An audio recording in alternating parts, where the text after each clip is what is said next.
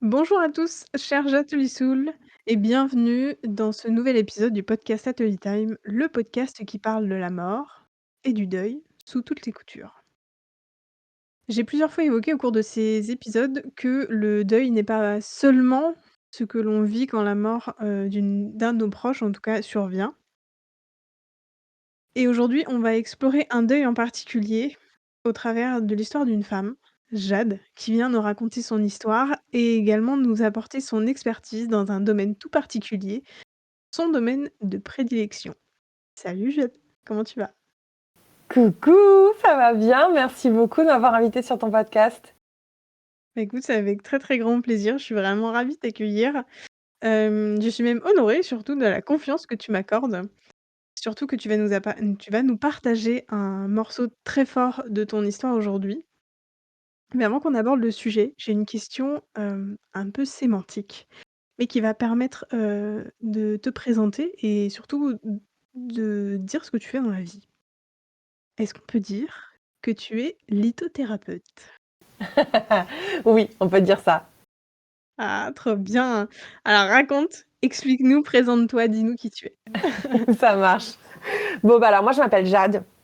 Et effectivement, mon domaine d'expertise, c'est la lithothérapie. Donc, j'ai un e-commerce où je vends des pierres éco-sourcées. J'ai un organisme de formation où je forme à la lithothérapie. J'ai un podcast aussi qui s'appelle Lithothérapie Co. Si les gens ont envie d'écouter parler des pierres. Et j'emmène des gens en voyage avec moi sur le terrain, dans les mines, pour voir comment ça se passe vraiment sur place. Donc voilà un petit peu tout mon univers minéral. Waouh, trop bien! C'est incroyable. Mais, du coup, je suis pas certaine que tous mes auditeurs sachent vraiment ce que c'est la lithothérapie. Tu peux expliquer un peu? Grave. En fait, la lithothérapie, donc ça vient de litho, qui veut dire pierre, et thérapie, thérapie. Donc en fait, c'est se soigner avec les pierres. Alors, je vais tout de suite mettre un bémol. Moi, quand je parle de guérison ou d'accompagnement, de soins, je travaille beaucoup sur le psycho-émotionnel avec les pierres et pas tant sur le physique, hein. Si on a de l'arthrose ou qu'on s'est cassé le bras, les pierres vont rien pouvoir faire. Par contre, tout est énergie et les pierres, elles ont une énergie qui est assez puissante. Et c'est vrai que elles vont venir nous travailler sur des leviers psycho-émotionnels, comme par exemple le stress, l'anxiété, enfin toutes ces choses-là où elles vont pouvoir nous accompagner et nous aider. Trop bien. Ça, c'est incroyable. C'est vrai que, je j'ai pratiqué un petit peu, en tout cas, la lithothérapie dans ma vie, et j'ai envie, avec ce que toi tu proposes avec ton compte, de reprendre et de recommencer. Ça me chatouille, voilà. Et quand je vois surtout là où tu en es, dans ta vie, dans ton entreprise, en fait, je suis super curieuse, et j'aimerais trop que tu nous dises comment et pourquoi, tu as choisi, en fait, la lithothérapie et voilà, ce contact et ce travail autour des pierres. Ouais, bah en fait c'est une super bonne question. En même temps, j'ai l'impression que c'est pas moi qui l'ai choisi, que c'est déjà prédestiné pour moi. Rien qu'avec mon prénom, tu vois, je m'appelle Jade. Je veux dire, au bout d'un Ah moment, ouais. tu peux pas mieux faire les choses. Et mes expériences de vie aussi. Tu vois, par exemple, j'ai fait un stage de fin d'études et j'ai vécu ensuite, après, j'ai travaillé sur place pendant 3 ans à Madagascar, où il y avait plein de pierres. Et j'ai découvert l'univers des pierres, mais à l'époque, pas du tout en lithothérapie. C'est juste que je trouvais ça beau, je me faisais des bagues, des bijoux, tu vois. Et je me rappelle être rentrée de mes 3 ans à Madagascar et j'avais marqué que je parlais malgache sur mon CV. Et je rigolais avec ma mère en me disant, personne ne va jamais m'embaucher parce que je parle malgache, tu vois, ça sert à rien. Et finalement, ben maintenant, je prends des pierres à Madagascar et ça me sert énormément. Et je me dis qu'en fait, je pense que la vie m'a amenée, tu vois, sur le bon chemin. Et après, elle m'a fait rencontrer, ce qui m'a vraiment fait rencontrer les pierres. Alors, comme tu l'as pu le comprendre, moi, les cailloux, la beauté du minéral, je l'avais déjà en amont, mais pas de la lithothérapie, pas que les pierres pouvaient m'aider, moi. Et ce qui m'a fait rencontrer ce côté plus de la lithothérapie, c'est avec mon endométriose. Parce que là, j'avais beaucoup de douleurs, beaucoup de choses qui se passaient. Et mon médecin m'a dit à l'époque, écoute, Jade, c'est pas prouvé, mais il y a énormément de médecines douces qui peuvent t'aider. Arrêter le gluten, ça fait du bien. Faire du yoga, ça détend, tu vois, tous les tissus à l'intérieur, ça aide pour les douleurs. Il m'a dit, moi, j'ai plein de retours de clients, donc teste plein de choses. Et en fait, j'ai testé énormément de choses. Le Reiki, le Shiatsu, enfin, vraiment beaucoup de choses. Parmi elles, les pierres. Et en fait, ça m'a vraiment aidée. Alors que j'étais un petit peu comme beaucoup de gens quand on débute, en me disant, c'est cool, j'ai envie d'y croire, mais en même temps, tu vois, j'ai jamais vraiment testé le truc. C'est un peu un acte de foi au début, la lithothérapie, parce qu'on n'a pas vraiment testé. Et en fait, moi, ça a super bien marché, donc j'ai décidé de le partager au plus grand nombre parce que je me suis dit: «C'est dommage que les gens connaissent pas ça, quoi». Carrément, ouais, c'est une très, très belle, une très belle entrée en matière en tout cas. Et du coup, ça me permet effectivement de faire un peu la transition parce que quand je t'ai proposé le podcast, le premier truc auquel tu as pensé, c'est effectivement ton histoire par rapport à un deuil qui est très, très particulier, effectivement en lien avec du coup cette maladie dont tu as parlé, l'endométriose. Est-ce que déjà dans un premier temps, est-ce qu'on peut expliquer ce que c'est l'endométriose peut-être? Oui, alors l'endométriose, il y a pas une endométriose, tu vois, comme il y a pas un type de cancer, mais l'endométriose, c'est une maladie chronique, qui est chez la femme principalement. Il faut savoir qu'on est très nombreuses à être touchées puisque, on était à l'époque 1 sur 10, maintenant je crois qu'on est 1 sur 7 quand même de femmes, hein. Donc ce qui c'est quand même assez énorme et souvent, c'est des maladies qui sont très compliquées parce que le diagnostic est très, très long. Comme on a des douleurs pendant des rapports sexuels ou on va avoir des douleurs pendant nos menstruations, les gens ne vont pas se rendre compte du niveau de douleur et vont dire c'est normal d'avoir mal pendant les règles. Donc on a beaucoup de problèmes à diagnostiquer dans les temps. Et alors après, on ne connaît pas encore vraiment bien l'origine de l'endométriose. Il y a plusieurs choses qui se disent. On dit des fois que c'est du sang qui remonte, donc on peut avoir des kystes en soi. On peut avoir énormément de problèmes différents en fait. Chaque femme a une endométriose différente. On peut vraiment voilà, avoir différents types d'endométriose, différents stades aussi critiques.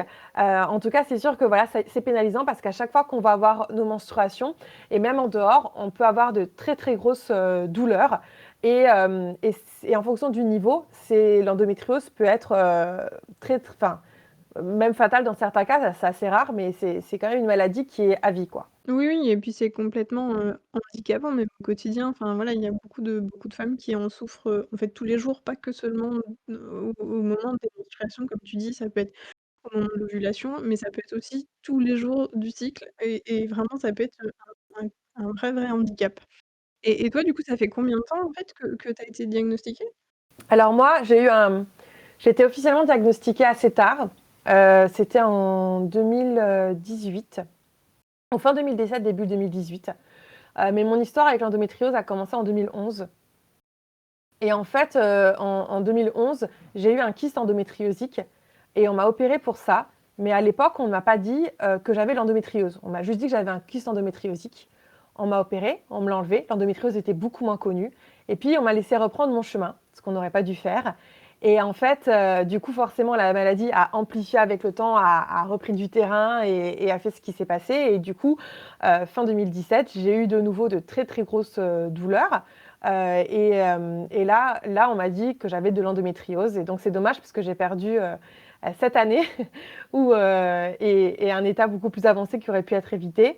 Mais voilà, c'est comme ça à l'époque, on en parlait moins. Oui, c'est vrai qu'on en parle depuis très peu et c'est vraiment dommage. C'est voilà, c'est un gros sujet aussi, je pense. Mais du coup, pour toi, c'est quoi le lien? Parce que pour le moment, on n'en a pas encore, parlé. C'est quoi le lien entre cette maladie, cette fameuse maladie et le sujet «principal» entre guillemets de ce podcast, c'est-à-dire le deuil? Bah, c'est une très bonne question. En fait, en 2011, quand je me suis fait opérer pour mon kyste, euh, je me suis fait opérer une opération qui devait durer une demi-heure. Et puis, je me suis réveillée. Et en fait, l'opération avait duré beaucoup plus longtemps. Je vous épargne un petit peu les détails glauques de l'hôpital où j'avais un drain, les draps tout bleus, j'avais perdu énormément de sang. Et là, j'ai les médecins en salle de réveil qui me dit écoute, Jade, je suis désolée, l'opération s'est très mal passée. Ça s'est pas passé comme prévu. On a dû t'enlever ton ovaire et ta trompe gauche. Et donc, je me réveille avec une erreur que j'apprendrai plus tard que c'est une erreur médicale, où en fait, on m'a enlevé mon ovaire et ma trompe gauche. Et tout de suite, ça a été très bizarre pour moi, parce que en fait, j'ai dû faire le deuil de la jeune femme que j'étais, parce que j'avais 20 ans, et j'ai dû me transformer en femme. Et puis, en 2017, plus tard, j'ai appris que j'avais un kyste sur mon dernier ovaire, qu'il étouffait, et que je vais faire des PMA en urgence, que j'ai faites, qui n'ont pas fonctionné parce que du coup, c'était trop étouffé. Et donc, en fait, j'ai dû faire le deuil de la mère en moi, en fait, de la mère naturelle, parce que bien évidemment, il y a différentes manières d'être mère. Mais en tout cas, c'est vrai que c'était pas facile de faire le deuil de porter forcément soi-même un enfant, même si ça peut l'être encore possible si je fais du double don, mais après on rentre dans des sujets très complexes.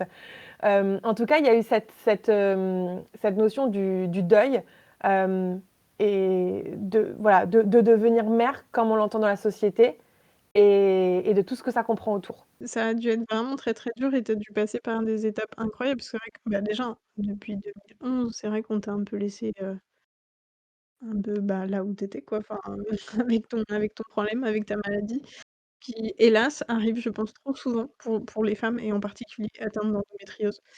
Donc d'ailleurs si parmi les auditeurs et surtout auditrices du coup qui nous écoutent, vraiment ne lâchez rien et ne lâchez surtout pas vos médecins.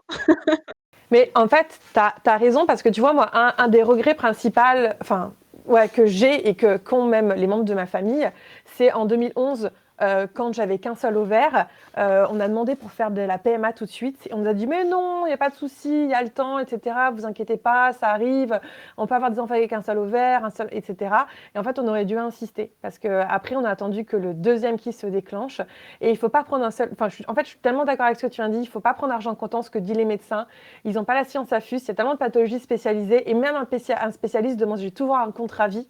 Mais il faut être soi-même acteur de soi, de sa guérison et pas faire une confiance aveugle. C'est surtout que enfin, c'est important parce que c'est votre santé en fait, donc vraiment lâchez rien quoi. C'est ça. Hem, mais du coup tu as dû avoir un sacré parcours, par rapport à ce deuil-là. Je suppose en plus que tu as dû beaucoup travailler et beaucoup, t'aider, enfin, avec les pierres, mais certainement aussi avec d'autres choses. Est-ce que tu as envie de parler de ce parcours un peu? Oui, il n'y a pas de souci. Je pense que la première pierre qui a été dure, c'était vraiment en 2011 parce que comme je te l'ai dit, j'avais 20 ans, enfin 21 ans. J'ai fêté mes 21 ans à l'hôpital. Donc tu vois, je suis rentrée à 20 ans, Ah je suis oui, ressortie à d'accord. 21 ans. Et, euh, Et du coup, ce qui a été très dur, effectivement, la première étape qui m'a le plus perturbée, moi, c'est que depuis très jeune, on m'a dit, ben, en fait, il faut que tu aies des enfants rapidement. Et je me disais, mais je vais pas faire des enfants juste pour faire des enfants. Je viens d'avoir 21 ans, enfin, tu vois. Et en fait, j'avais toujours Mmh. l'impression d'avoir cette espèce d'épée de Damoclès. Et en fait, d'avoir cette urgence qui me pressait. Et en même temps, ce sentiment de me dire, oui, mais du coup, si je laisse passer cette occasion-là, bah, c'est moi, en fait, je vais m'en vouloir à moi. Et en même temps, bah, je ne peux pas devenir mère juste pour devenir mère parce que la société me dit de l'être aussi. Et, euh, et donc, tout de suite, j'ai eu cette épée Damoclès qui a été très inconfortable et que je n'ai pas du tout apprécié forcément et qui m'a fait réfléchir. Et puis, quand en 2017, j'ai eu la deuxième partie, bah, on m'a mise tout de suite sur ménopause artificielle. Et là, je me suis dit, OK, là, c'est vraiment la merde. Ça marche pas la PMA, c'est compliqué, etc. Et je me suis posé énormément de questions de c'est quoi la femme en fait? À quoi sert la femme dans la société si elle ne peut pas avoir d'enfants? Parce que quand même, le rôle d'une femme, si on prend le côté très biologique des choses, c'est pour la procréation. Et du coup, alors bien sûr, on n'est pas que ça, hein, c'est pas du tout ce que je dis. Mais je dis que forcément, il y a une réponse, enfin, il y a quelque chose à donner. Je veux dire, si on achète une machine à pizza et qu'elle elle est cassée, qu'elle peut plus faire de pizza, bon, bah, à quoi sert la machine à pizza chez soi? On va pas la garder en décoration, quoi. Et c'est un peu dur comme comparaison, mais si tu veux, moi, c'est vraiment ce que j'ai ressenti sur place, c'est qu'est-ce que je suis venue faire sur Terre? Qu'est-ce que je dois faire si je peux pas faire ça? Et qu'est-ce que ça veut dire de moi et pourquoi? Et en fait, ça a été un moment très difficile déjà, donc cette notion de mort-renaissance de la femme que j'étais et de la femme qu'on attendait dans la société par rapport à la femme que j'allais devenir et le rôle d'une mère et les différentes manières de devenir une mère. Et effectivement, après, faire le deuil de la maternité comme je l'entendais et même faire le deuil d'avoir un enfant donc de manière naturelle et, euh, et de me dire, OK, ben, du coup, de toute manière, si un jour je veux devenir maman, j'aurai d'autres manières de le devenir parce qu'il y a plein d'enfants qui le demandent. Mais c'est dur cette étape où on se dit, OK, j'aurai pas un mini-moi, entre guillemets, tu vois, j'aurai pas, j'aurai une descendance ou tu vois, si je veux être maman, après, j'aurai des enfants avec moi, c'est pas un souci, mais il y a ce deuil-là de cette notion de, tu sais, de lignée, d'héritage qu'on a beaucoup, nous, en plus, dans nos vieux peuples français, tu vois, qui a ce côté-là. Et je pense que ça a été très, très dur. Ah bah, ça, je veux bien te croire, ouais. Je veux bien te croire, ça a dû être terrible. Et je suis contente que tu parles de tout ça parce que je trouve que ça me fait beaucoup écho à un podcast que j'ai en tourné avec une doula, autour duquel, du coup, on a un peu exploré ce que ça pouvait être le deuil périnatal, du coup. Et en fait, j'ai un peu l'impression que c'est une des façons, ce que tu décris, c'est pour moi, en tout cas, ça en fait partie. Parce que du coup, en fait, quelque part, un petit peu, en tout cas, tu es maman de la façon enfin, tu vois, tu l'as voulu et on se disait qu'à partir du moment où on le voulait, on l'était déjà un petit peu, tu vois? Donc je trouve que c'est très, très fort et du coup, ça fait beaucoup de lien avec cet épisode. Je vous invite d'ailleurs à aller l'écouter. Il est très, très chouette, très intéressant. Mais effectivement, ouais, c'est hyper fort ce que tu nous partages. Merci beaucoup. Tu as été aidée par, peut-être par des professionnels pour, surmonter un peu tout ça ou pas du tout? Oui. Alors juste avant, je voudrais rebondir sur ce que tu as dit, si c'est OK, juste avant de te répondre sur Bien ça. sûr, dis-moi. En fait, je trouve ça hyper intéressant effectivement à partir du moment où, de toute manière, on a décidé qu'on allait être maman, même si on n'a pas d'enfant, à partir du moment où ça se passe, c'est compliqué. Et moi, ce que je vais te dire, c'est que ça a été encore plus dur dans mon cas parce que moi, j'avais pas encore l'envie d'être maman. Et d'un côté, quand Oui. on a l'envie d'être maman, c'est très dur. Mais quand on n'a pas envie d'être maman et qu'on est obligé de faire toutes les démarches là pour au cas où plus tard avoir aucun regret, faire la PMA, passer par toutes ces étapes là et devoir le prendre, c'est aussi très dur. Parce que finalement, moi je me suis toujours dit, je veux faire ces parcours-là pendant que c'est le moment de le faire, pendant que mes ovocytes sont encore bien, etc. Parce que je ne veux pas avoir de regrets plus tard. Et le jour où l'envie d'être maman sera là, eh ben, je ne veux pas passer à côté. Et c'est pas parce que pour l'instant, mon envie d'être maman, c'est pas encore déclaré. Mais en fait, le deuil est le même que tu aies envie ou que tu aies pas envie. Parce que, en fait, tu es obligé, dans tous les cas, de travailler sur quelque chose qui t'est imposé, que tu n'as pas choisi et qui t'a été enlevé de force. Et avec une violence monstre, parce qu'en plus, dans le niveau médical, toutes ces étapes-là, l'accompagnement est très mal fait et d'une violence incroyable pour les gens qui sont autour. Et en fait, ce que je voulais te dire, c'est que tu as complètement raison. À partir du moment où on aimait le sens d'être maman, dans tous les cas, c'est un deuil, mais même quand on ne le fait pas. Enfin, tu vois, s'il y a des gens qui nous écoutent actuellement, euh, la perte et le deuil, en fait, à partir du moment où il y a quelque chose qui nous est retiré, qu'on le veuille ou pas, on nous retire un choix, on nous retire une partie de nous-mêmes, c'est un deuil. Exactement. C'est ce que je m'efforce de rappeler. Alors, pas toujours, à tous les podcasts, mais du coup, j'essaye vraiment de mettre un peu l'accent là-dessus. C'est que le deuil, c'est pas lié à la mort de quelqu'un ou d'un animal. C'est aussi, la fin d'une situation, c'est aussi la fin bah, là, dans ton cas, d'une possibilité et ça, c'est très, très dur parce qu'effectivement, tu l'as même pas, envisagé, mais voilà. Mais, du coup, ouais, ça a dû être terrible et terrifiant et enfin, ouais, ce chemin de est-ce que où est-ce que tu en es?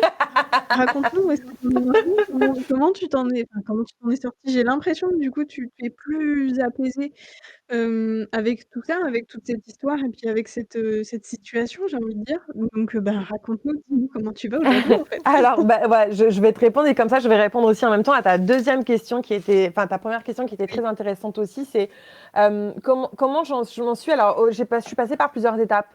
Au début, je suis passée par des étapes comme tout le monde de colère, d'injustice même, de pourquoi ça m'arrive à moi, putain, l'univers fait chier, je comprends pas. Enfin, tu vois, tous les trucs un petit peu je vais pas dire d'une victimisation parce que ça peut venir même après, mais en tout cas au début de colère et d'incompréhension. Et puis, je trouve que la beauté de tout ce qui nous arrive, et ça va être très dur à entendre, surtout dans ton podcast qui est sur le deuil, c'est que moi, je suis persuadée qu'on a tous un chemin de vie et que tout arrive pour une raison.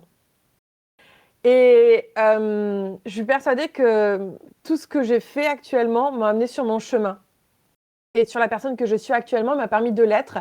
Et je me suis dit que cette maladie, en tout cas l'endométriose, si elle était venue, c'est qu'il y avait certaines raisons. Et en fait, j'ai repris déjà la responsabilité sur ça.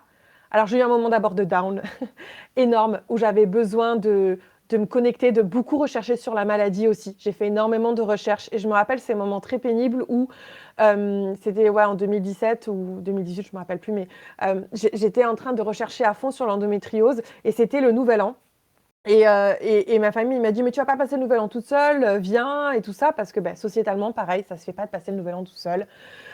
Donc je suis: «Ah bon, d'accord» et tout, même si ça me faisait chier. Je me suis dit: «Bon, allez, ça va leur faire plaisir». Et puis, j'y suis allée et je me rappelle, à 10h30 fondre en larmes parce qu'il fallait que je fasse, bonjour à tout le monde, que je souris à tout le monde et cetera, alors que j'avais pas envie. J'avais envie d'être seule dans ma chambre à faire mes recherches sur l'endométriose et c'est ça qui me faisait du bien, quoi. Et à partir de là, du coup, j'ai appris énormément de choses. J'ai appris à me poser des limites sur moi, ce que je voulais et à être plus égoïste aussi pour entamer une phase de reconstruction. Et ça, c'était nécessaire.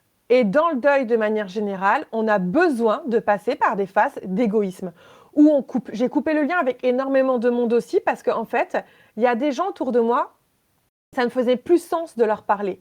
Parce que, en fait, avec l'endométriose, il y a des choses qui sont apparues et j'ai vu certaines choses qui étaient importantes et j'ai vu la futilité d'autres choses que ça ne m'intéressait plus de passer mon temps sur ces futilités-là. Et j'ai compris que ces personnes, elles étaient dans leur quotidien et c'est moi qui ai changé, c'est pas eux, hein. Mais si tu veux, j'ai fait énormément de tri dans les personnes autour de moi parce que j'avais plus le temps de m'attarder sur des sujets futiles. J'avais envie de justement de plonger dans le deep. Tu vois ce que je veux dire? Mmh, carrément. Et c'est super fort en plus parce que, je dis souvent que quand on est face à un deuil, il y a plein de, comment dire? Il y a plein de choses qui ressortent et qui remontent en particulier, enfin, tu vois, c'est ça, c'est en fait le deuil, c'est une réorganisation, c'est du Ouais. tri, c'est un bilan aussi et du coup, on est obligé de passer par ces étapes-là pour pouvoir aller vers la suite en fait, vers Oui, l'avant. et le deuil, c'est une renaissance. La mort, c'est une renaissance derrière. Pour chaque hiver, il y a un printemps, en fait. Donc, c'est normal qu'on devienne une nouvelle personne et que, bah, du coup, on a des priorités qui changent, on a notre entourage qui change, il y a beaucoup de choses qui changent et c'est aussi normal. Et c'est difficile parce que moi, je me rappelle à l'époque des gens autour de moi qui me disaient: «Tu vas finir toute seule si tu continues comme ça». Enfin, tu vois, toujours l'inquiétude, l'angoisse des personnes autour, alors que j'étais en train de me réaligner vers une personne, quelque chose de plus juste pour moi, quoi. Ah ouais, ouais, ça a dû, ouais, ouais, c'est ça, ça a dû être, mais c'est fort ce que tu as réussi à faire, hein, parce que c'est vrai que, il y a un truc aussi qui, j'ai l'impression, on n'en parle pas beaucoup, mais en fait, on a le droit à un moment donné de dire stop à une relation, que ce soit amicale, que ce soit familiale, que ce soit, peu importe, en fait, on a le droit de dire stop, on a le droit de couper les ponts parce que, c'est pas parce que c'est tata, parce que c'est pas parce que c'est maman, que c'est, ta meilleure copine de maternelle ou de collège ou peu importe, que, tu as une obligation de garder contact avec. Donc c'est super intéressant, c'est super fort que tu rappelles Et on ces a besoin, trucs-là. tu vois là par exemple aujourd'hui on se voit, tu le sais très bien, je suis allée chez le coiffeur. Je sais pas si vous avez constaté, en tout cas nous, les femmes, quand on va chez le coiffeur, quand on regarde ces moments de vie, souvent il se passe des choses dans notre vie aussi. C'est-à-dire c'est un peu une mort renaissance. C'est des moments où on a besoin de changer de Mmh. tête, tu vois, de transformation. Et c'est exactement la même chose dans ces cas-là. En fait, moi je pense que cette étape du deuil, il faut y aller à tout prix, vraiment, cette mort, il faut la vivre entièrement. Ce qui est le plus dur, c'est que quand on est en train de se battre contre ça, en fait, non, c'est OK. Et en fait, juste sombre un bon coup et tu pourras repartir. Parce que si tu essaies de tenir par les branches, de pas sombrer totalement et de faire face, en fait, c'est là où c'est le plus dur, où ça prend plus de temps et c'est le plus douloureux. En fait, juste ose. OK, c'est OK. Coupe les liens avec tout le monde. Si tu veux partir sur une île déserte pendant 6 mois toute seule, pars toute seule, tu vois. Mais fais cette mort aussi intérieure à toi. Ouais, exactement. Bah, c'est, une autre façon de dire que, en fait, toutes les émotions, par lesquelles on traverse, enfin, par lesquelles on passe plutôt, quand on vit un deuil, en fait, il faut les vivre complètement et pleinement. Il faut, alors, c'est très difficile, hein, enfin, c'est facile à dire, mais c'est très, très difficile à faire. De les accepter, de les accueillir complètement et de les vivre, surtout d'éviter de les refouler parce que, ben, ça finit en quelque sorte par pourrir ou par ressortir au prochain deuil et du coup on explose encore plus et c'est encore pire. Donc oui, c'est exactement ce que tu dis, ouais, carrément et puis on peut se faire aider en fait. C'est vrai que c'est aussi un processus assez particulier, quand on parce que du coup, il faut se rendre compte qu'on va pas très bien et du coup, faut accepter de pas aller très bien et puis, du coup, à un moment donné, il faut dire: «Beh, oui, j'ai besoin d'aide», donc il faut accepter de demander de l'aide et cetera et puis on se retrouve effectivement à devoir demander de l'aide et parfois ça marche bien parce qu'on tombe sur des chouettes personnes. Des fois, ça marche moins bien, mais quand ça marche moins bien, c'est pareil, c'est ce qu'on disait aussi au début par rapport au médecin, en fait, il faut pas lâcher. Il faut continuer, il faut aller voir d'autres personnes, il faut Exactement. Moi, j'ai vu, mais genre peut-être une cinquantaine de personnes différentes. J'ai vu, je te dis, des psys. Au début, j'ai des phases de... En fait, j'ai eu une phase de deep, de mal-être et de reconnexion à moi. Et en fait, dans cette phase de deep, bah, forcément, je suis allée voir une psy, je suis allée voir une chamane, je suis allée voir, tu vois, des gens. Et ensuite, quand j'ai fait ce travail-là, j'ai pu, en fait, changer ma posture de victime. Alors, quand je dis ça, c'est normal d'avoir ce sentiment d'être victime, hein, c'est pas du tout négatif. Mais pour moi, c'était horrible ce qui se passait et j'étais dans la posture de la victime. Sauf que quand tu es dans la posture de la victime, c'est, encore une fois, c'est un cycle de vie normal, mais on peut pas reprendre son plein pouvoir sur ce qui se passe et être acteur de sa vie. Et quand j'ai fini cette phase vraiment de victime où j'ai commencé à avoir des petites lumières autour de moi, je me suis dit, OK, mais en fait, pourquoi est-ce que ça se passe ça? Pourquoi est-ce que ça se passe ça et pourquoi à moi? Et en fait, je me suis dit, OK, bah, c'est parce que c'est sur mon féminin. Qu'est-ce qui se passe au niveau de mon féminin? Endométriose égale problème de la femme. OK, qu'est-ce qui se passe? Et j'ai pu remonter à des choses qui ont fait de pourquoi est-ce que je me suis créé cette maladie. Et je sais que c'est encore une fois très dur à entendre parce que c'est horrible de se dire qu'on a pu se créer sa maladie ou se créer certaines choses. Mais à partir du moment où on l'accepte aussi, on peut se dire OK, mais en fait, je peux reprendre ce plein pouvoir et je peux activer mon pouvoir de guérison et je peux travailler sur moi. Et en fait, quand j'ai commencé à intégrer ça, là, j'ai eu une autre phase de boulimie où je me suis fait, boulimie pas physique, mais de boulimie du développement personnel, où j'ai commencé vraiment à apprendre tellement de choses et à me nourrir de toutes ces choses-là qui peuvent me reconnecter à moi.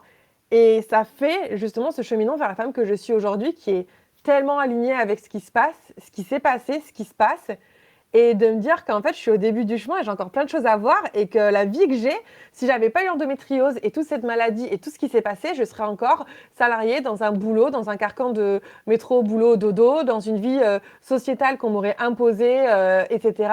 Et j'ai la vie que j'ai grâce à l'endométriose aussi, en fait. Exactement, oui, c'est clair, mais quand tu dis, que rien n'arrive par hasard, est-ce que tu penses pas aussi qu'à un moment donné, ça arrive à un certain moment parce qu'à ce moment-là, on a les capacités d'affronter les épreuves qui nous arrivent? Oui, je pense qu'on nous donne ce qu'on est capable d'affronter et en même temps, je pense qu'on nous donne ce qu'on ne... Tu sais, c'est Chloé Bloom qui disait que la vie, quand on comprend pas les choses autour de nous, elle nous met une petite plume et pour nous caresser le pied, pour nous faire comprendre que, ouh, allez, faut bouger, tu vois, un petit guili. Quand on comprend toujours pas, elle nous met un caillou dans la chaussure, tu vois, pour que ça commence à déranger et qu'on sorte que c'est compliqué. Et quand on comprend toujours pas, on se prend le bus dans la tronche et il reste plus que la chaussure. Et souvent, dans nos sociétés, on attend, et moi, la première, hein, tu vois, j'ai pris un bus dans la tronche parce que j'ai pas écouté mes signaux, parce que j'étais pas connectée à qui je suis, parce que dans le monde où on est actuellement, on l'est plus. Et là, justement, l'endométriose m'a appris à me reconnecter à tout ça. Et je pense que effectivement, il y a cette notion de toute manière, on nous envoie ce qu'on est capable d'encaisser, mais on nous envoie aussi les choses quand on n'écoute plus. Et on est tous en train d'attendre justement d'aller vers des maladies graves ou des choses autour de nous qui vont être hardcore pour enfin faire des burn-out. C'est pas par hasard si on est dans une société de burn-out. On fait des burn-out, on vit des deuils pour pouvoir repartir derrière. Et c'est horrible d'en arriver jusque-là en fait. Mais l'être humain, il est comme ça. C'est clair et du coup, les pierres, elles t'ont aidé comment dans ce chemin? Bah, elles m'ont aidée à plusieurs niveaux. Déjà, la première connexion que j'ai eue avec elles, c'est avec l'œuf de Yoni, parce que forcément, ayant de l'endométriose, je me suis dit, bah, je vais tester les pierres. Et puis j'ai vu qu'il y avait, à l'époque, c'était Gwyneth Paltrow qui en parlait, parce que c'était pas connu en France. Et elle parlait des œufs de Yoni. Et du coup, que c'était vraiment... donc un œuf de Yoni, c'est un petit œuf qu'on insère dans le vagin, donc pour travailler sur le féminin. Sur le périnée de manière générale, mais aussi en termes énergétiques sur le féminin. Donc, par exemple, si on a subi un viol ou si on a des problèmes de lignée, parce que le vagin est un lieu de mémoire, hein, mais ça, toi, tu le sais aussi, l'importance du vagin. Et donc, du coup, vraiment, moi, je me suis dit, OK, bah, il faut que je travaille sur mon féminin. Et j'ai commencé avec un œuf de Yoni. Donc ça a été le premier outil et c'était juste incroyable. Genre, à chaque fois que je dors avec mon œuf de Yoni en cornaline, je rêve de moi enceinte. Pour te dire, hein, déjà, je rêve pas tout le temps. Et quand je rêve jamais, mais jamais de moi enceinte. Jamais. Et là, dès que je mets un œuf de yoni en cornaline, je rêve de moi enceinte. Je me vois enceinte, je porte, etc. Mais tout le temps. Et en fait, du coup, tu vois à quel point ça travaille, quoi. Tu vois, le truc, il bosse inconsciemment. Ça bosse dur à l'intérieur, quoi. Ça, c'est dingue. Ah bah, ouais, carrément, c'est fou ça, que les pierres provoquent des rêves, ça me fait halluciner, c'est Ah trop ouais, cool. c'est super sympa. Et donc, du coup, bah, là, ça, c'était vraiment la première chose. Et c'est comme ça que j'ai travaillé sur mon endométriose au début. C'est avec l'œuf de Yoni, pour faire sortir des choses, pour comprendre certaines choses sur mon féminin, etc. Et ensuite, en fait, j'ai pas arrêté d'utiliser. Alors, il y a autant de pierres qu'il y a de problématiques, d'utiliser les pierres avec moi pour tout le reste. Parce que, en fait, ce qui fait qu'on va accepter une situation, c'est le fait d'être hyper aligné autour de soi. Si on est tout le temps en colère, on aura du mal à accepter une situation aussi. Et la gestion et l'intelligence émotionnelle, je l'ai gagnée petit à petit au fur et à mesure de tout ce que je travaillais. Et ma tolérance envers moi-même, envers les autres, le fait d'avoir un sens, un but, de comprendre qu'on fait partie d'un tout, d'accepter ce qui se passe autour de moi, tout ça, ça a été des jalons qui ont été mis avec les pierres au fur et à mesure, en fait. Extraordinaire comme parcours, c'est incroyable. Tu été formée d'ailleurs autour de la litho? Pas de souci. Je disais, en fait, oui, moi, je me suis formée à la lithothérapie, donc j'ai commencé avec moi, j'ai expérimenté avec moi, et ensuite, je me suis formée à la lithothérapie. Et c'est là que j'ai voulu ouvrir Audage en 2019. Et après, j'ai continué même à me former au-delà. Et puis, je me forme à travers moi. Et comme tu le sais, il n'y a pas encore d'études sur la lithothérapie qui montrent que ça marche. Mais il n'y a pas d'études qui montrent que ça ne marche pas non plus. Et du coup, ben, moi, ce que je fais actuellement, c'est que du coup, je recense énormément d'expériences de mes clients pour justement avoir une base en fait d'informations et continuer moi à me former en permanence et de recueillir beaucoup de data sur ça, quoi. Mais du coup, on fait comment pour avoir tes conseils à toi? Si jamais, les auditeurs nous écoutent et qu'ils ont envie d'en savoir plus, de t'appeler, de voilà.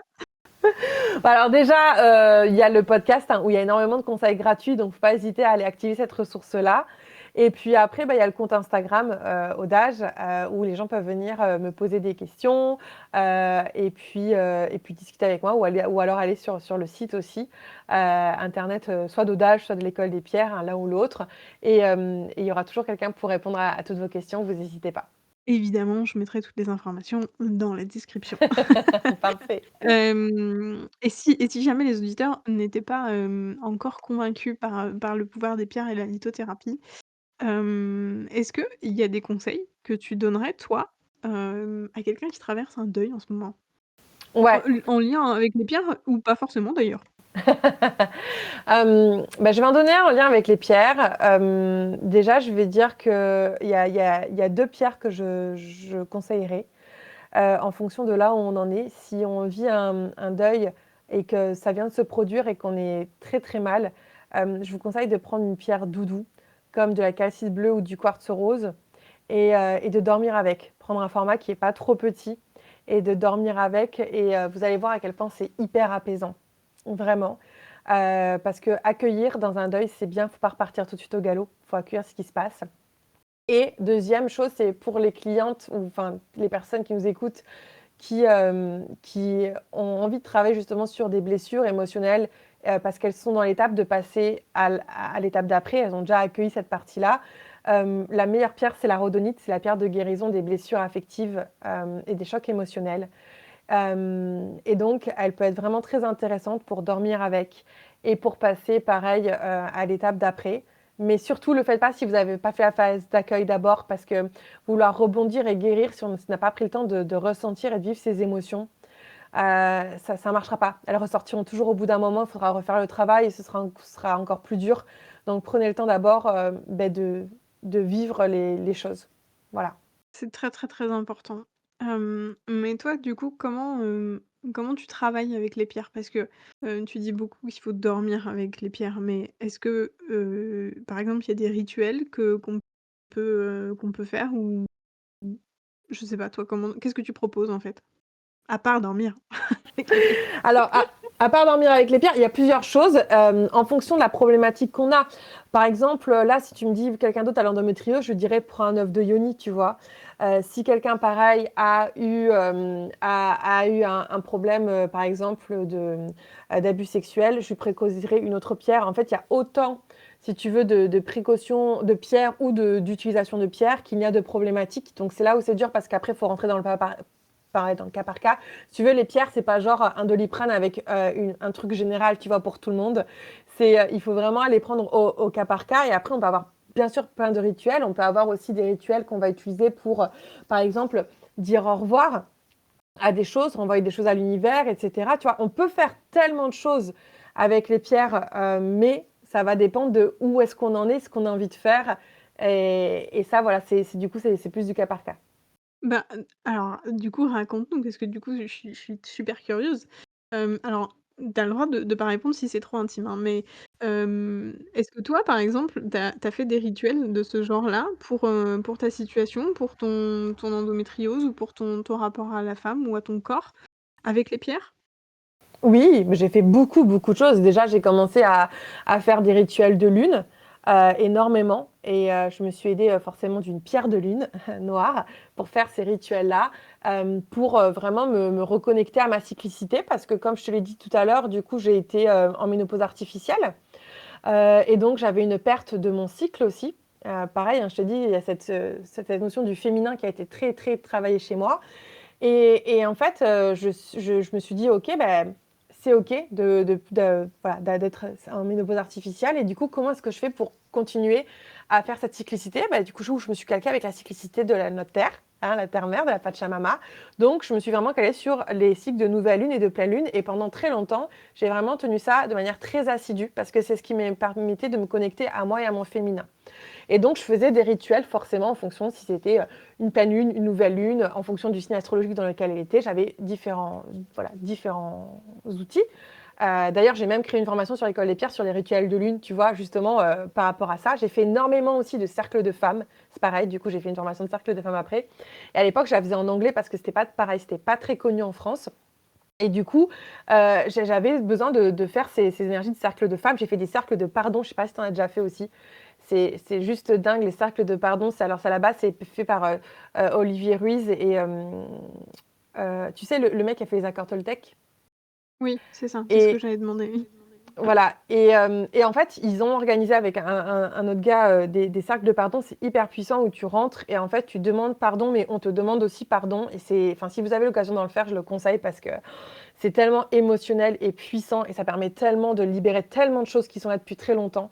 Et vous allez voir que d'incarner les deux postures aussi, c'est dingue. J'ai fait des rituels d'amour à moi parce que mon corps a énormément changé. Avec l'endométriose, j'ai pris une trentaine de kilos quand même.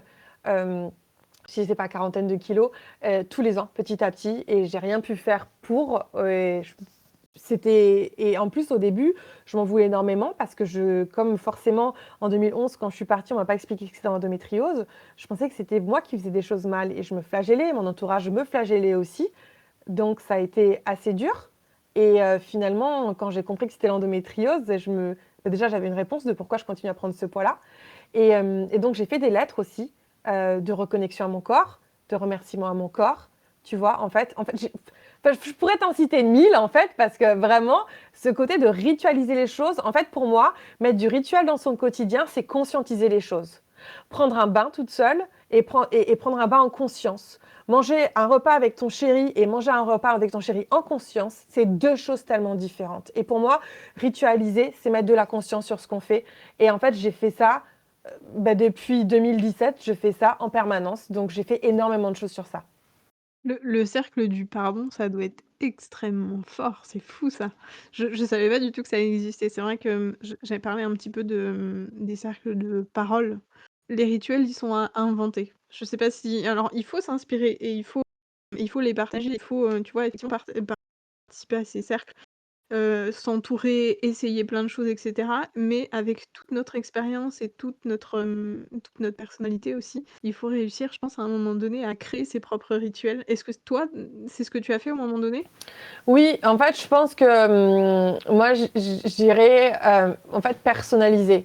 Parce que c'est pareil, finalement, est-ce qu'on invente vraiment? Tout est déjà fait depuis la nuit des temps, surtout si c'est pour les rituels. Je pense que les anciens étaient beaucoup plus connectés que nous. Mais par contre, effectivement, prendre quelque chose et l'adapter à soi et à ses besoins, oui, bien sûr, tu vois. Moi, je l'ai fait en permanence et en fonction de nos problématiques. c'est s'inspirer, c'est ce que j'appelle le copier-créer, pas le copier-coller, c'est s'inspirer pour faire quelque chose qui va être juste pour soi. Exactement, c'est exactement ça. Et c'est aussi un peu ce qu'on oublie, je pense, dans le deuil, c'est que, tu en parlais aussi tout à l'heure par rapport à l'égoïsme. Hem, c'est vrai quand on vit un deuil, hem, on a tendance à s'oublier. Aussi. On a tendance à s'oublier tout le souvent et sous prétexte que parce qu'il faut s'occuper de telle ou telle chose, il faut, prendre soin de telle ou telle personne parce qu'on estime que, elle souffre plus que nous ou quoi ou qu'est-ce, il faut vraiment toujours prendre un temps pour soi. Exactement. C'est hyper important et je voulais revenir aussi sur ce que tu disais tout à l'heure sur les cercles du pardon. C'est que le pardon, souvent, c'est quelque chose qu'on lit mal. On n'a pas envie de pardonner aux autres. Mais en fait, je pense que ce qu'il faut comprendre, c'est que pardonner, c'est d'abord pour soi. Pardonner à quelqu'un, c'est pas lui pardonner ce qu'il vous a fait, c'est pardonner pour que ce soit plus un poids pour vous et que vous puissiez avancer, c'est vous libérer. Et la notion de pardon, elle est très très importante dans toutes les phases du deuil parce que forcément, qu'importe ce qui nous arrive, il y a toujours un moment où c'est de notre faute, où on aurait pu faire mieux, ou etc. sur n'importe quelle étape de deuil. Et du coup, le pardon, c'est essentiel dans toutes les étapes de deuil, à mon sens, quoi. Mais c'est fou, ouais, j'avais vraiment pas du tout, idée de ces sacs de pardon et ça me fait penser, je sais pas si tu connais le rituel alors on va prononcer Ho'oponopono. Oui, c'est ça. Tu vois, en fait, les rituels, il y en a plein. Et puis après, il faut aller vers les rituels qui nous attirent aussi. Tu vois, par exemple, moi, le Ho'oponopono, j'avais acheté un livre pour, etc. Et je ne l'ai jamais utilisé parce que moi, je ne sais pas pourquoi, alors que j'adore le chamanisme et alors surtout le chamanisme de ces contrées-là. Enfin, je les adore vraiment d'amour, tu vois. J'ai quand même vécu 16 ans en Afrique, donc autant te dire que l'animisme, qui est le chamanisme africain, enfin, tu vois, tout ce qui est chamanique, j'adore. Et pourtant, le Ho'oponopono, ça n'a jamais résonné avec moi. Il y a d'autres choses qui ont résonné. Donc, en fait, pour revenir avec toi, que tu disais, tu vois, il faut adapter. Oui, et puis il faut aller à ce qui fait écho. Si quelqu'un te dit ça et que tu n'as vraiment pas envie, que ça ne te parle pas, ne le fais pas, en fait. Vois ce qui fait écho, ce que tu es en train de faire à l'instant où tu peux le faire avec les ressources que tu as aussi, parce que c'est aussi la vérité du deuil, c'est qu'on n'a que des ressources limitées, et donc il faut aller vers des choses là, on a l'énergie d'y aller, en fait. et puis ça rejoint beaucoup aussi ce qu'on disait, tout à l'heure par rapport au fait que les choses, elles arrivent quand on est capable de les affronter. Exactement. Carrément.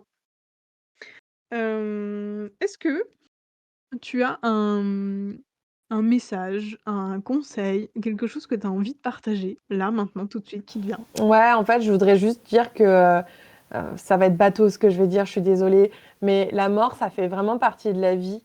Et c'est ce qui fait que la vie est belle aussi, parce que je pense que si on arrivait sur Terre et que tout le monde vivait pour toujours, il y aurait un moment où on aurait envie, dans tous les cas, de tous s'entretuer et on savourait moins les choses. Donc, je pense qu'il faut le voir comme partie intégrante de la vie et du coup, essayer de voir tous les cadeaux cachés euh, de toutes les personnes qui nous quittent prématurément, de tout ce qu'elles nous ont apporté, de ce qu'on va faire grâce à elles et en fait les énergies qu'elles nous donnent pour construire de belles choses sur Terre et de comment on peut contribuer au monde grâce à elles. Et je sais que c'est très facile à dire au début parce qu'au début, c'est pas du tout ça qu'on ressent. Mais en fait, vraiment, moi, j'ai été beaucoup confrontée à ces notions de deuil et de mort autour de moi depuis très longtemps. Et il y a toujours un cadeau caché. Vraiment, c'est vraiment ma croyance. Donc, juste garder espoir aussi. Et un jour, vous le trouverez, cette force-là, ce cadeau caché qui était là rien que pour vous. Je pense que tes conseils et ton histoire vont beaucoup toucher, les auditeurs. Je te remercie vraiment très, très fort d'être venu ici pour parler de toi, de ton parcours, d'avoir donné autant de merveilleux conseils, mais aussi d'incroyables, vraiment d'incroyables partages. Je suis pleine de Mm. gratitude, Bon, vraiment. merci à toi. Heu, j'espère aussi que vous, chers Ateliers Soul, auditeurs de ce podcast, vous avez apprécié ce moment et que ces mots ont résonné pour vous, vous ont fait du bien. Peut-être vous ont aussi, donné des pistes à explorer pour évoluer et cheminer au travers de vos épreuves. Vous pouvez retrouver Jade, évidemment, sur les réseaux sociaux comme on a dit tout à l'heure. Je mettrai encore une fois toutes les infos dans la description. Vous pouvez aussi aller découvrir et vraiment je vous invite à le faire, le site internet de Odège où vous pourrez voir concrètement, les pierres qui sont, ces fameux, vecteurs de guérison. Bon, je pense qu'on peut dire ça comme ça. Et puis surtout, aussi vraiment aller découvrir cette merveilleuse personne qu'est Jade. Bah, juste merci beaucoup de m'avoir invitée à parler de ce sujet qui est essentiel et merci à toi franchement de tenir un espace pour qu'on puisse parler de ça parce que c'est quand même assez rare donc voilà, merci du fond du cœur. Cet épisode peut aussi aider et soutenir d'autres personnes, peut-être de votre entourage, des amis ou de la famille, alors envoyez-leur comme un message de soutien de votre part. Je vous invite aussi à vous abonner à ce podcast pour que vous ne ratiez aucun des prochains épisodes. Je vous retrouverai également sur mes réseaux sociaux, où nous pourrons discuter des sujets du podcast et où vous pourrez découvrir mon travail de créatrice. On se retrouve au prochain épisode qui sortira dans 15 jours, au cours duquel vous découvrirez Danielle, une accompagnante du deuil qui vous parlera aussi de son parcours, mais surtout, surtout de ce qu'elle fait et propose pour soutenir les endeuillés. Et en attendant, n'arrêtez jamais de prendre soin de vous.